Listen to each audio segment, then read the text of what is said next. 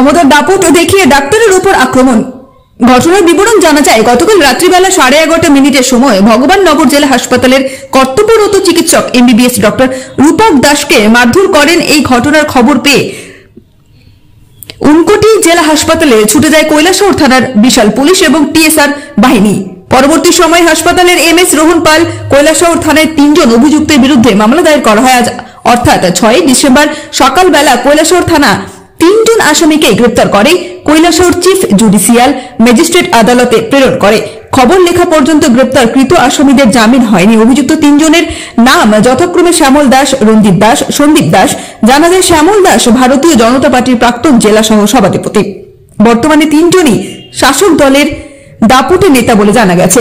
MS এর অভিযোগ মূলে মামলা রেজিস্ট্রি হয়, যার নম্বর Kailashahar police station 118/24 under section 121/132/1510/3 BNS. এবারে আপনাদের শোনাবো উক্ত ঘটনা ফোনের মাধ্যমে কি বললেন ভগবাননগর জেলা হাসপাতালের এমএস ইনচার্জ রোহন পাল। আচ্ছা, ওই যে কালকে যে পরিমাণ করছে এফআইআর তো আপনি করছেন। হ্যাঁ, তো ওই ভিকটিম যে যিনি আসছিলেন ডাক্তারবাবু, ওনার নামটা আপনি একটু রূপক দাস, তাই না? কি specialist? MBBS doctor, DDM, general duty medical হয়েছে। স্যার, টাইমটা একটু কাইন্ডে পাওয়া যায় বলি। 11:30 নাগাদ হয়েছে রাত্র।